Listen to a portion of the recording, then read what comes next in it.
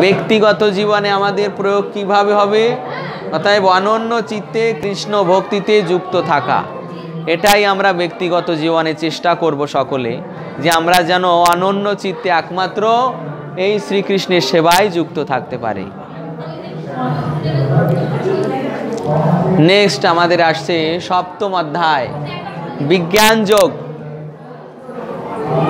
এই বিজ্ঞান যোগে দেখানো হয়েছে যে দেবদেবীদের উপাসকেরা অল্প বুদ্ধি সম্পন্ন এবং আরাধনা ফল অস্থায়ী।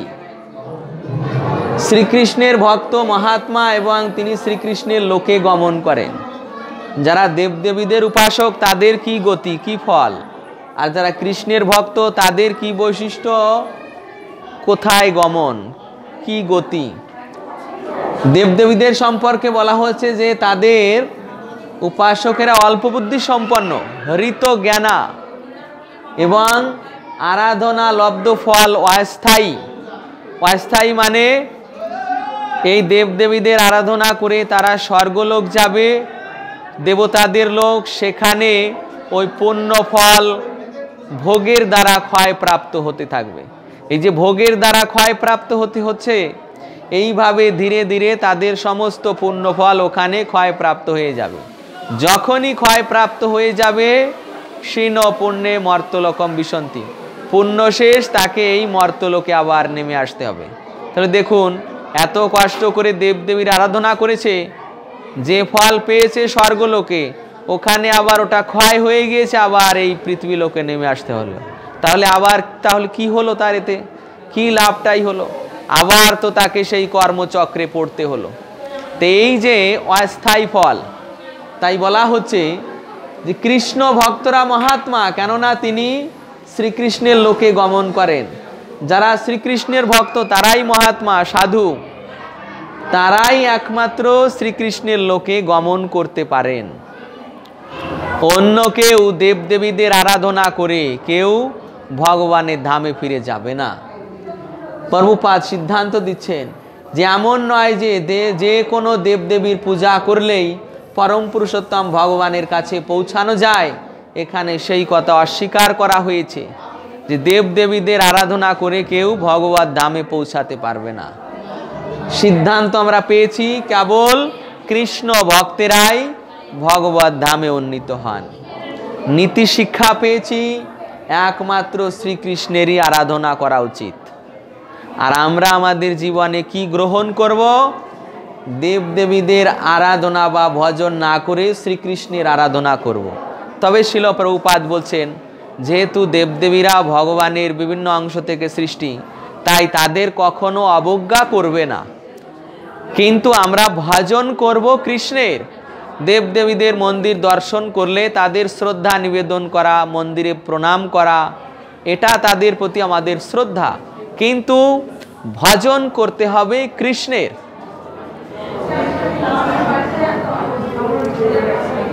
এই অধ্যায়ের দ্বিতীয় ভাগে আসছে যে মূঢ় বুদ্ধিহীন ব্যক্তি ভগবান শ্রীকৃষ্ণকে জানতে পারে না। এই যে মূঢ় বুদ্ধিহীন, এরা যতই জাগতিক দিক দিয়ে পণ্ডিত হোক না কেন, মায়াবাদী, নির্বিশেষবাদী, অন্য দেবদেবীর ভক্ত বা অন্য যে অপসম্প্রদায়ের লোকেরা আছে, তারা যতই বিদ্বান পণ্ডিত হোক না কেন, তারা কখনো ভগবান শ্রীকৃষ্ণকে জানতে পারে না। কেন জানতে পারে না?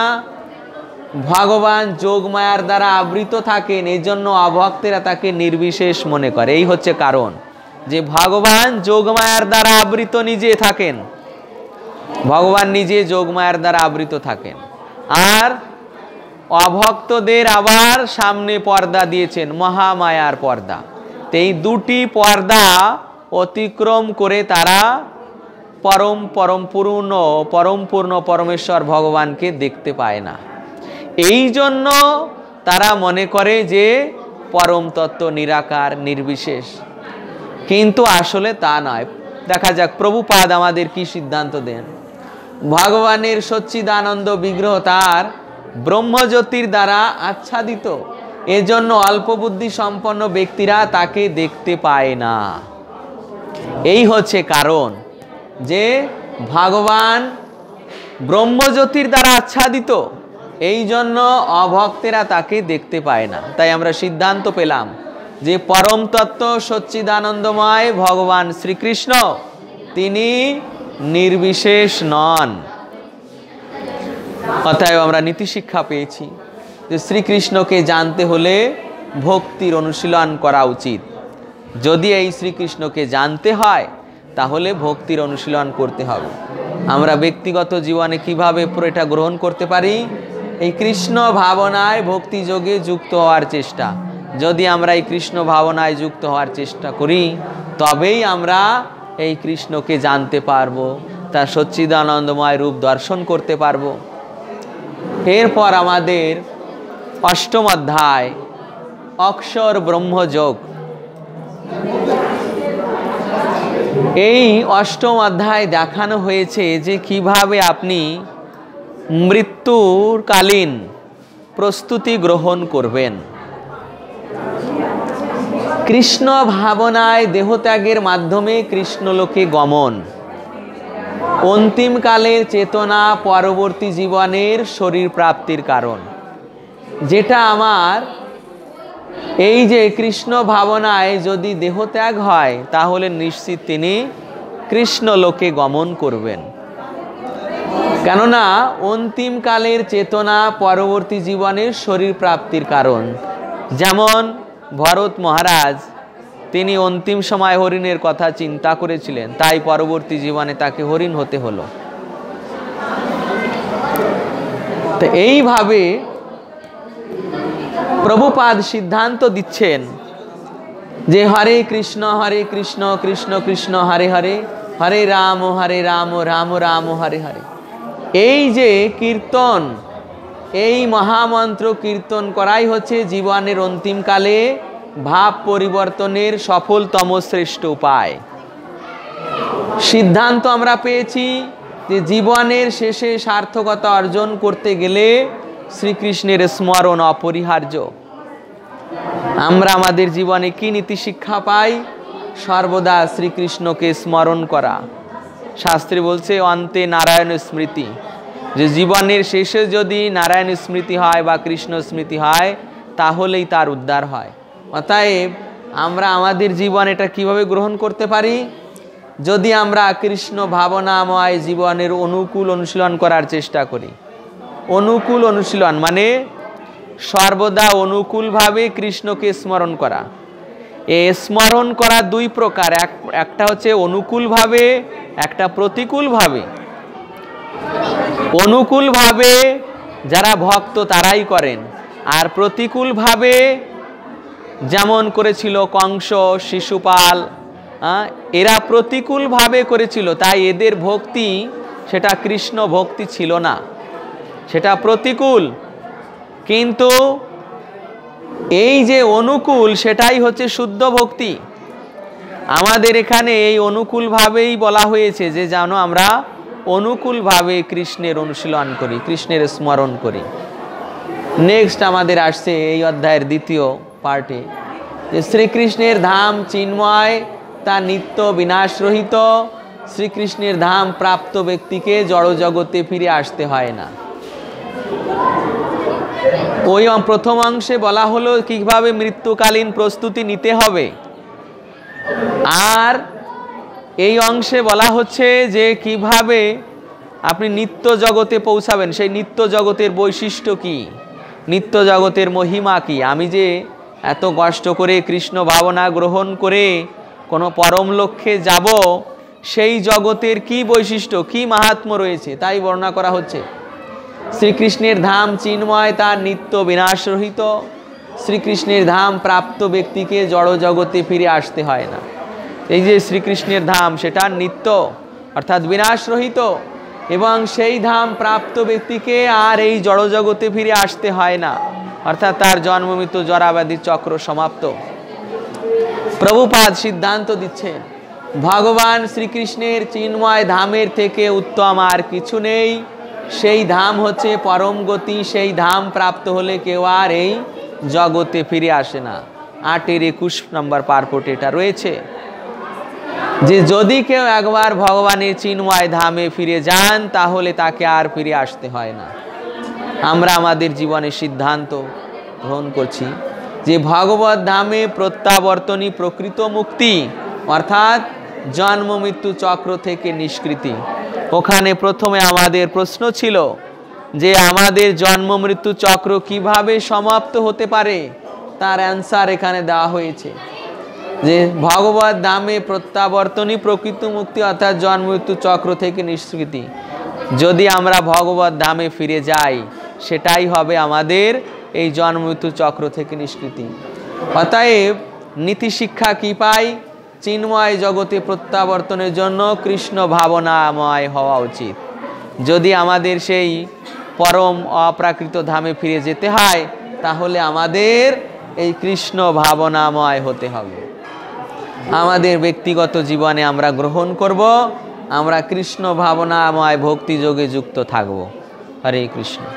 এরপর আমাদের আসছে নবম অধ্যায়, রাজগুহ্য যোগ।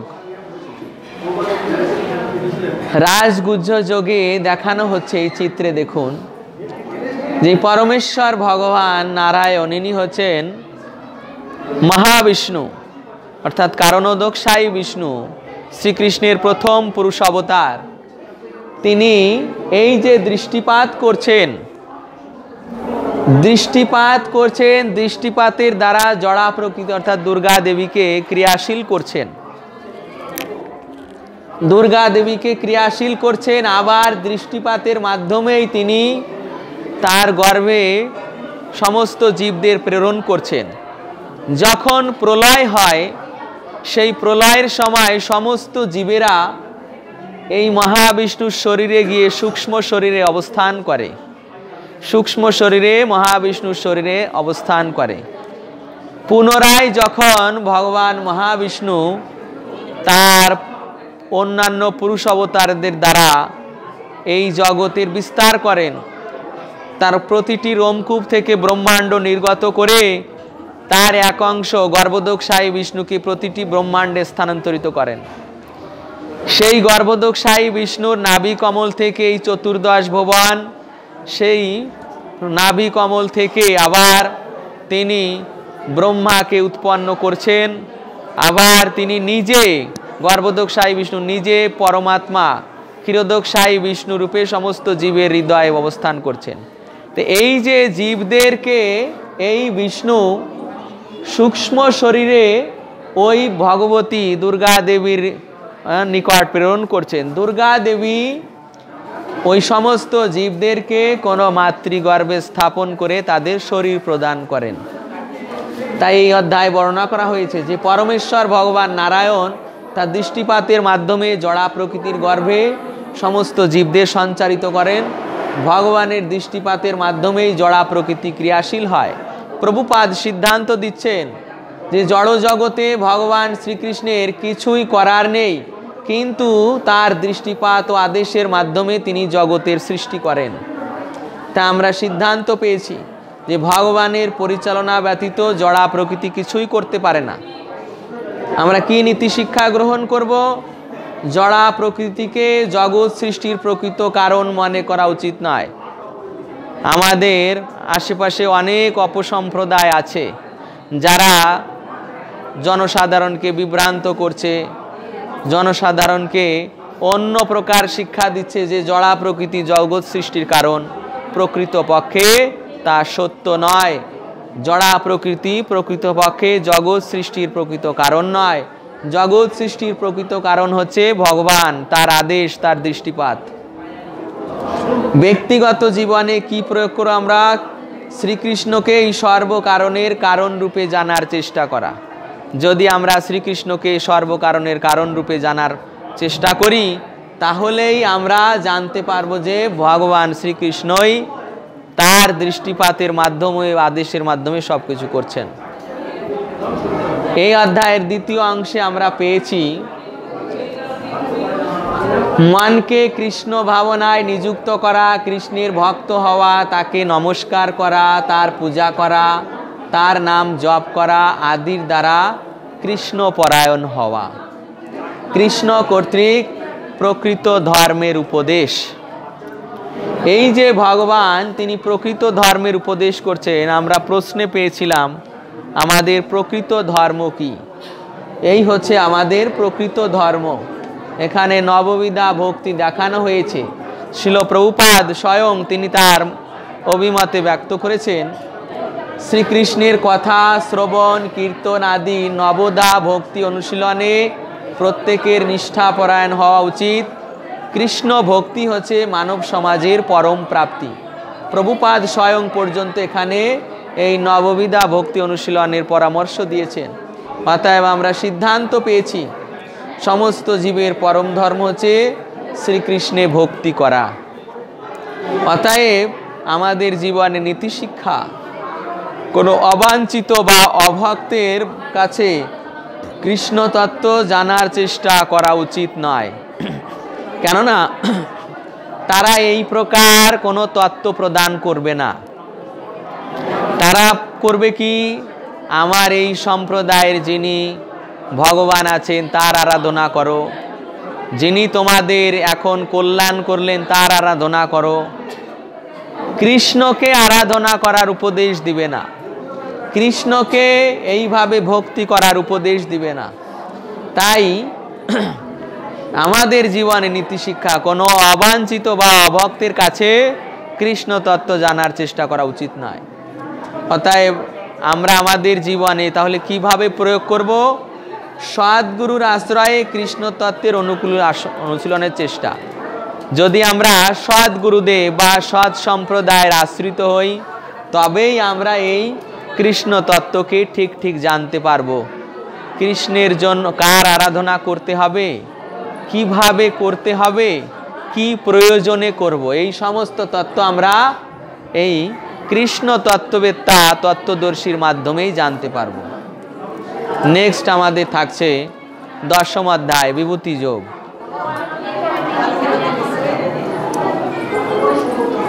বিভূতি যোগে এই চিত্রে দেখানো হয়েছে যে এই যে ভগবানের বিরাট রূপ, এই বিরাট রূপের বিভিন্ন অঙ্গ প্রত্যঙ্গ থেকে দেবতারা উৎপন্ন হচ্ছে।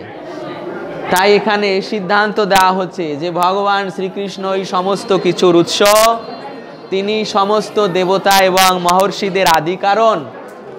প্রভুপাদ সিদ্ধান্ত দিচ্ছেন যে সমস্ত বৈদিক শাস্ত্র এক বাক্যে স্বীকার করে যে ব্রহ্মা অর্থাৎ শ্রীকৃষ্ণ হচ্ছেন ব্রহ্মা শিব আদি সমস্ত দেবদেবীর উৎস, তিনি সকলের আরাধ্য।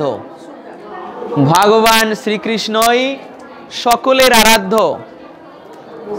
তিনি শুধু আমাদের মতো মানুষের আরাধ্য নন, তিনি ব্রহ্মা শিব আদি এমনকি সমস্ত মহর্ষিদের পর্যন্ত তিনি আরাধ্য।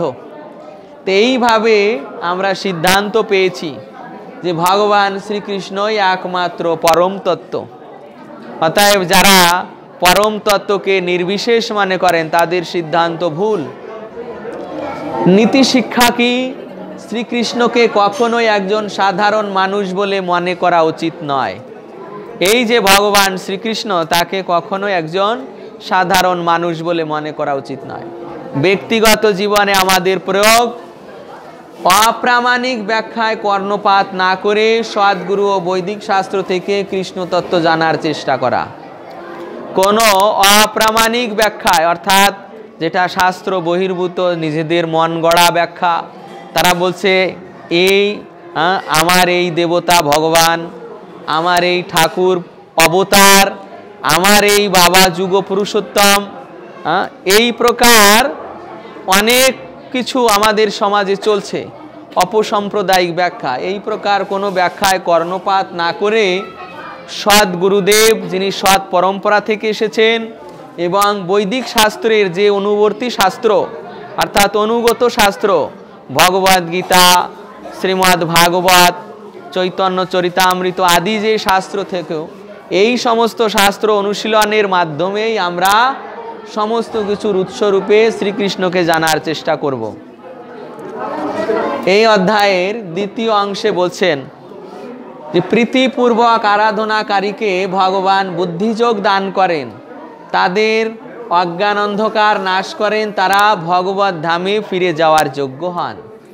প্রীতিপূর্বক যিনি আরাধনা করেন তাকে তিনি বুদ্ধিযোগ প্রদান করেন এবং তাদের অজ্ঞান অন্ধকার নাশ করে তাদেরকে তিনি ফিরিয়ে নেন। প্রভুপাদ সিদ্ধান্ত দিচ্ছেন যে যিনি ভক্তিযোগে আগ্রহী হন ভগবান তাকে সুযোগ প্রদান করেন, যার ফলে তিনি ক্রমশ উন্নতি সাধন করে অবশেষে তার কাছে ফিরে যেতে পারেন। শিল প্রভুপাদ 10 নম্বর পার্পটে এটা বলছেন। তথায় প্রভুপাদের সিদ্ধান্ত এবং এই যে ভগবদ্গীতার সিদ্ধান্ত অনুসারে আমরা সিদ্ধান্ত পেয়েছি যে সাধনার পরম লক্ষ্য হচ্ছে শ্রীকৃষ্ণ এবং তার ধামে প্রত্যাবর্তন। অতএব আমরা আমাদের জীবনে নীতি শিক্ষা গ্রহণ করব যে পরম লক্ষ্যের সন্ধানী ব্যক্তির ভক্তিযোগে শ্রীকৃষ্ণের সেবা করা উচিত। যিনি পরম লক্ষ্যের সন্ধানী, লক্ষ্য পরম এবং যিনি উৎসুক অর্থাৎ সেই পরম লক্ষ্য সাধনের, তাকে অবশ্যই ভক্তিযোগে শ্রীকৃষ্ণের সেবা করা উচিত। ব্যক্তিগত জীবনে আমরা কিভাবে গ্রহণ করব? অতএব প্রীতিপূর্বক শ্রীকৃষ্ণের আরাধনা করার চেষ্টা, যেটা ভগবান বলেছেন, প্রীতিপূর্বক তার আরাধনা করার চেষ্টা। নেক্সট আমরা 11 অধ্যায় বিশ্বরূপ দর্শন যোগ।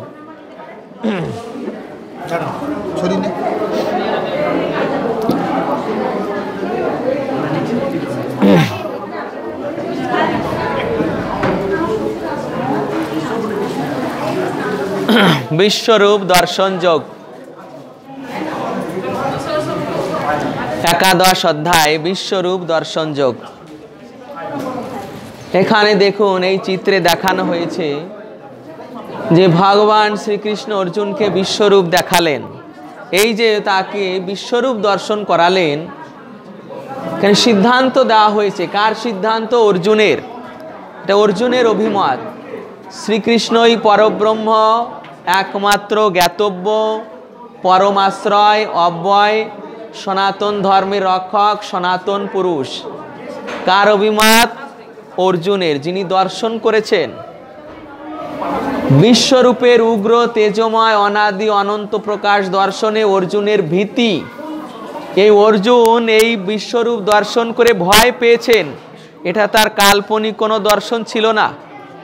ভগবান কেন দর্শন করালেন বিশ্বরূপ? কেননা এর আগে আর কেউ বিশ্বরূপ দর্শন করায়নি, একমাত্র ভগবান শ্রীকৃষ্ণই এই বিশ্বরূপ দর্শন করালেন। কেন? এর কারণ ছিল অর্জুন দেখতে চেয়েছিলেন এবং অর্জুন এটা প্রতিষ্ঠা করতে চেয়েছিলেন যে এর পরবর্তীতে যদি কেউ নিজেকে ভগবান বলে প্রতিষ্ঠিত করতে চায়, সে যেন ওই বিশ্বরূপ দেখায়। তাই এর পরবর্তীতে আর কেউ বিশ্বরূপ দেখায়নি, অতএব আর কেউ ভগবান নয়। ভগবান একমাত্র কৃষ্ণ, যিনি বিশ্বরূপ দর্শন করালেন। কেন? বিশ্বরূপের ভিতরই তিনি দেখিয়ে দিচ্ছেন যে ব্রহ্মা, শিব, ইন্দ্র, চন্দ্র, কুবের, বরুণ, যত 33 কোটি দেবতা আছে সব ওই বিশ্বরূপের ভিতর। সমস্ত চরাচর জগৎ, সূর্য, চন্দ্র, গ্রহ, নক্ষত্র সব ওই বিশ্বরূপের ভিতর। অতএব সিদ্ধান্ত, প্রভুপাদ সিদ্ধান্ত দিচ্ছেন যে অর্জুনের এই বিশ্বরূপ দর্শন স্বপ্ন নয়। ভগবান যাদেরকে দিব্য দৃষ্টি দান করেছিলেন তারা সকলেই যুদ্ধক্ষেত্রে সেই বিশ্বরূপ দর্শন করেছিলেন। ভগবান শুধু অর্জুনকে দর্শন করাননি, ব্যাসদেব দর্শন করেছেন, সঞ্জয় দর্শন করেছেন, উচ্চতর লোকে যত দেবতা আছে, অপ্সরাগণ আছে, অসুরগণ ভয় পেয়ে ওই রূপ দর্শন করে ভয় পেয়ে পালিয়ে গিয়েছে। দেবতারা তার জয়ধ্বনি করেছে, তারপর ব্রাহ্মণেরা তার স্তুতি করেছে। উপরের যে লোক, উচ্চতর যে ব্রাহ্মণেরা সেখানে রয়েছেন, ভৃগু ঋষি আদি, তারা ভগবানের উপর পুষ্পবৃষ্টি করেছেন। অতএব আমরা সিদ্ধান্ত পেয়েছি যে শ্রীকৃষ্ণই পরম পুরুষোত্তম এবং ভগবান। সিদ্ধান্ত যে শ্রীকৃষ্ণই একমাত্র পরম পুরুষ ভগবান, আর কেউ নয়। আমরা আমাদের জীবনে কি নীতি শিক্ষা পাই? শ্রীকৃষ্ণের লীলাবিলাস আলোচনার পূর্বে তার ঐশ্বর্য সম্বন্ধে জানার চেষ্টা করা উচিত। তাই শ্রীকৃষ্ণ কোনো সাধারণ ব্যক্তি নন, যে তার সম্বন্ধে আমরা সমালোচনা করব, শ্রীকৃষ্ণ এটা কেন করলেন, শ্রীকৃষ্ণ কেন গোপীদের বস্ত্র হরণ করলেন, শ্রীকৃষ্ণ কেন মাখন চুরি করলেন, শ্রীকৃষ্ণ কেন জরাবাদে সরাঘাতে মৃত্যুবরণ করলেন, এর প্রকৃত অর্থ আমরা জানি না। যদি জানতে হয় তাহলে শাস্ত্র সাপেক্ষে শ্রীকৃষ্ণের কার্যকলাপকে আগে জানতে হবে। সে কে? সে ভগবান। তখন আমরা তার কার্যকলাপকে বিবেচনা করতে পারবো যে তার কার্যকলাপ অপ্রাকৃত। আমরা আমাদের সাধারণ দৃষ্টি দিয়ে বিচার করতে গেলে ভুল হয়ে যাবে। নেক্সট, এই দ্বিতীয় অংশে দেখানো হচ্ছে যে একজন শুদ্ধ ভক্তের কয়টি বৈশিষ্ট্য থাকে। একজন শুদ্ধ ভক্তের 5টি বৈশিষ্ট্য: কৃষ্ণ কর্মকৃত, কৃষ্ণ পরায়ণ, কৃষ্ণ ভক্ত, সঙ্গ বর্জিত এবং নির্বৈর। কৃষ্ণ কর্মকৃত মানে তিনি শ্রীকৃষ্ণের সেবার জন্যই কেবল কর্ম করেন, কৃষ্ণের জন্য অর্থ উপার্জন করেন, কৃষ্ণের জন্য বাজার করেন, কৃষ্ণের জন্য রান্না করেন, কৃষ্ণের জন্য তার সমস্ত জীবনটাকে উৎসর্গ করেন। এই প্রকার ভক্ত কৃষ্ণ কর্মকৃত। কৃষ্ণ পরায়ণ, যিনি কৃষ্ণকেই একমাত্র ধ্যান জ্ঞান পরম মনে করেন, কৃষ্ণই আমার একমাত্র সম্বল। কৃষ্ণ ভক্ত, যিনি শ্রীকৃষ্ণের অনন্য ভক্ত, মানে কৃষ্ণ ভিন্ন অন্য কোনো দেবতার উপাসনা করেন না, তিনি একমাত্র কৃষ্ণ ভক্ত। সঙ্গ বর্জিত, অর্থাৎ কোনো প্রকার মায়াবাদী, নির্বিশেষবাদী, ব্রহ্মবাদী, কর্মী বা দুষ্ট সঙ্গ, কোনো প্রকার সঙ্গ তিনি করেন না, অর্থাৎ অসাধুদের সঙ্গে মিশেন না। নির্বৈর মানে তার কোনো শত্রু নেই, লোকে তাকে শত্রু মনে করতে পারে কিন্তু তিনি কাউকে তার শত্রু মনে করেন না। এইভাবে আমাদের মহাজন সিদ্ধান্ত দেওয়া হয়েছে যে কেউ যদি শ্রীকৃষ্ণের সঙ্গে অন্তরঙ্গভাবে যুক্ত হতে চান তাহলে তাকে এইগুলির অনুশীলন করতে হবে। শ্রীল প্রভুপাদ এই শ্লোকটিকে ভগবদ গীতার নির্যাস বলেছেন, যে ভগবদ গীতাকে যদি তার নির্যাস বের করা হয় কি পাওয়া যাবে? এই শুদ্ধ ভক্ত হওয়ার কথা ভগবান বর্ণনা করছেন। ভগবদ গীতা আমাদের দিব্য জীবন লাভের পথ প্রদর্শক। আমাদের সিদ্ধান্ত যে এই ভগবদ গীতা কোনো সাধারণ বই পুস্তকের মতো নয়, পেপার পত্রিকা একদিন পড়লাম ফেলে দিলাম আবার নতুন আসছে, কিন্তু অমন নয় ভগবদ গীতা। এটা সেই অনাদিকাল থেকে চলে এসছে।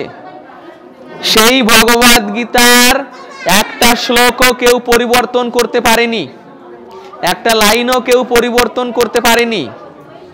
বিজ্ঞানীদের অনেক গবেষণালব্ধ অনেক প্রকার সূত্র দিনের পর দিন সেটা চেঞ্জ হয়ে যাচ্ছে, কিন্তু ভগবান সেই যে অনাদিকাল আগে এই যে ভগবদ গীতার যতগুলো শ্লোক দিয়েছেন একটা শ্লোকও কেউ পরিবর্তন করতে পারেনি। এটাই তার অপ্রাকৃত তত্ত্ব। অতএব নীতি শিক্ষা কি? ভগবদ গীতার শিক্ষাকে ব্যবহারিকভাবে প্রয়োগ করার চেষ্টা করা, অর্থাৎ এই হচ্ছে ব্যবহারিক রূপ, যে আমাকে কৃষ্ণের ভক্ত হতে হবে, কৃষ্ণের জন্য কর্ম করতে হবে, কৃষ্ণের নাম করতে হবে, সঙ্গ বর্জিত হতে হবে, নির্বৈর হতে হবে।